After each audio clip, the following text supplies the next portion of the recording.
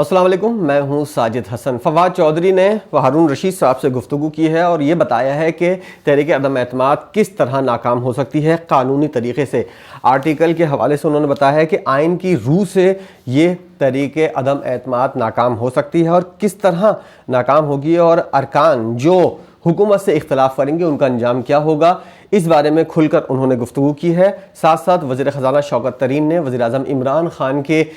मेलसी में होने वाले जलसे के हवाले से कुछ कहा है और प्रेस कॉन्फ्रेंस इस्लामाबाद में उन्होंने की है। क्या कहा है, इस पर आज की वीडियो में हम बात करेंगे। सबसे पहले बात होगी फवाद चौधरी साहब की, जिन्होंने गुज़िश्ता रोज़ हारून रशीद साहब से गुफ्तगू की और गुफ्तगू करते हुए उन्होंने बताया कि किस तरह तहरीक अदम एतमाद नाकाम हो सकती है और उन्होंने इस बात पर हैरत का भी इजहार किया कि क्या सोचकर अपोजिशन जमातों ने इस तहरीक को जमा करवाया है, क्योंकि साफ तौर पर ऐसा लगता है और माजी में हमने देखा है कि जितनी भी तहरीक अदम एतमाद दाखिल की गई हैं वो नाकाम हुई हैं। तहरीक अदम एतमाद पर फवाद चौधरी ने इसके नाकाम होने का जो फार्मूला बताया है, हारून रशीद साहब से गुफ्तगू करते हुए उनका कहना था कि जो रुकन पार्टी से इख्तलाफ करते हुए वोट कास्ट करने का इरादा रखता हो उसका वोट ही काउंट नहीं होगा और ना उसको वोट डालने का हक दिया जाएगा, क्योंकि एक शख्स है, अगर वो एक पार्टी के जरिए मुंतखब हुआ है, पार्लियामेंट में पहुंचा है, अगर वो उस पार्टी को छोड़ना चाहता है तो उससे पहले उसको अपनी रुकनियत से इस्तीफा देना होगा और उसके बाद दूसरी पार्टी ज्वाइन करनी होगी और उसके बाद इंतखाबात में हिस्सा लेकर उस पार्टी के जरिए असेंबली में आना होगा। तो ये इतना आसान फार्मूला नहीं है, इसके अंदर काफ़ी पेचीदगियां हैं, कानूनी पेचीदगियां हैं और आइनी पेचीदगियां हैं। इस चीज़ के ऊपर उन्होंने निशानदेही की है और उन्होंने कहा है कि सबसे पहले तो हम बता चुके हैं कि पाकिस्तान तहरीक इंसाफ ये डिसाइड कर चुकी है कि कोई रुकन असेंबली जो है तहरीक अदम एतमाद के वोटिंग वाले दिन असेंबली के अंदर नहीं आएगा। दूसरी बात यह है कि एक रुकन वहाँ पर मौजूद होगा जो ये देखेगा कि कौन कौन से अरकान पार्टी के यानी हुकूमत में होते हुए और दूसरी अपोजिशन की जानिब से आ रहे हैं। अगर कोई ऐसा रुकन आया तो उसके खिलाफ फौरी तौर पर स्पीकर कार्रवाई करेंगे और एक रेफरेंस के जरिए अगर किसी शख्स ने, किसी रुकन ने अपनी हुकूमत के खिलाफ जाकर वोट दिया तो वो पार्टी अपोजिशन की पार्टी का तस्वुर किया जाएगा और वो पहले ही नाअहल हो जाएगा, उसको वोट कास्ट करने का हक हासिल नहीं होगा। ये एक तकनीकी मामला है और इसके अंदर काफ़ी पेचीदगियाँ भी पाई जाती हैं और उसके बाद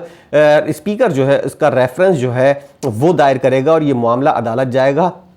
और अदालत में इसकी सारी चीज़ें जो हैं वो डिस्कस होंगी। तो ये इतना आसान मामला नहीं है तहरीक अदम एतमाद को लेकर जो अपोजिशन कह रही है कि इस तरह हम वज़ीर आज़म को फारिग कर देंगे, इतना आसान मामला नहीं है। उन्होंने कहा कि जो रुकन पार्टी से इख्तलाफ करेगा उसका पार्टी से ताल्लुक़ ख़त्म हो जाएगा और उसके खिलाफ स्पीकर रेफरेंस दायर करेंगे। फवाद चौधरी ने यह भी कहा कि कोई भी सियासतदान इस तरह की हरकत, माजी में जितनी भी तहरीक अदम एतमाद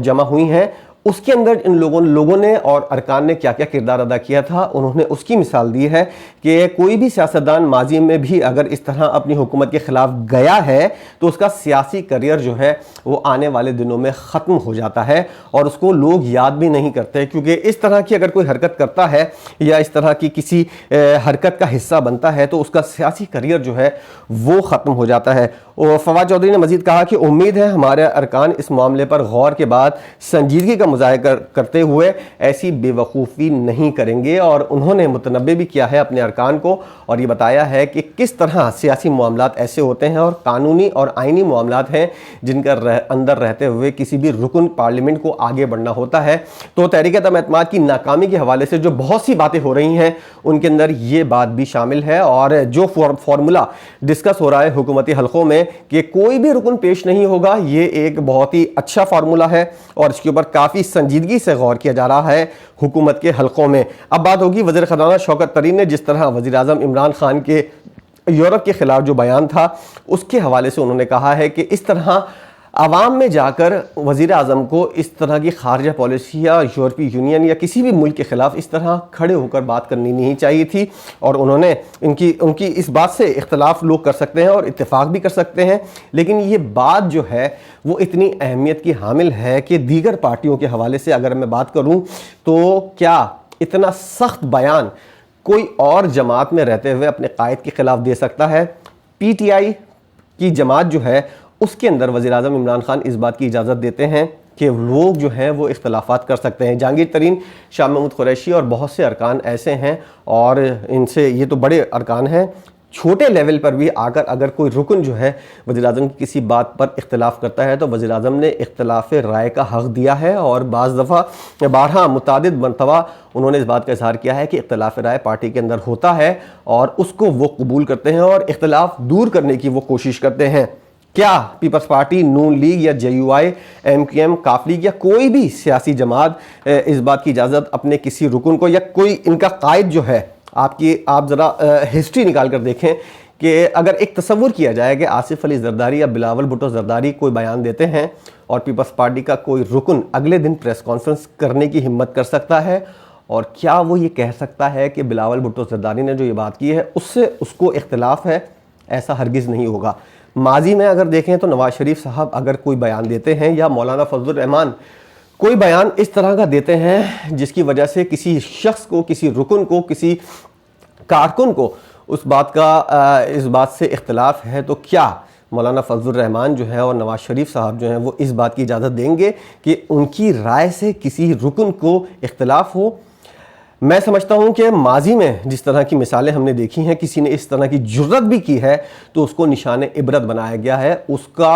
अता पता ही नहीं रहा है और उसकी करियर जो है वो और उसकी नस्लें जो हैं वो भुगतती हुई नज़र आ रही हैं। लेकिन यहाँ आप ये देखें कि एक शख्स खिताब करता है, उसके बाद उसकी पार्टी का दूसरा वज़ीर जो है वो उसकी बात पर इख्तिलाफ़ करता है और उसको बताया जाता है कि इख्तिलाफ़ जो है वो इस तरह होता है। और एक तरह से ये बात सामने आई है कि वज़ीर-ए-आज़म इमरान खान जो है वो इख्तिलाफ़ राय को अहमियत देते हैं और इसको कबूल भी करते हैं। आप माजी के अंदर मिसाल देख लें, किसी के अंदर इस तरह की जुर्रत हो के दिखाए कि वज़ीर-ए-आज़म अगर नवाज शरीफ मौजूद हों और वो किसी तरह का खिताब करें और ख्वाजा साद रफ़ीक अगले दिन आकर या एहसन इकबाल अगले दिन आकर इस तरह का कोई बयान दें जिससे इस बात का तासुर आए या वो खुलकर ये बात कर दें कि नवाज शरीफ साहब ने जो गुज़िश्ता रोज़ तकरीर की थी या आसिफ अली जरदारी साहब कोई तकरीर करें, बिलावल भुट्टो जरदारी कोई तकरीर करें या शहबाज शरीफ कोई तकरीर करें, तो कोई नून लीग का या कोई पीपल्स पार्टी का जियाला आकर प्रेस कॉन्फ्रेंस करे और उसमें वो इस बात का इजहार करे कि उन्होंने ये वाली बात गलत की थी, उनको इस तरह नहीं कहना चाहिए था।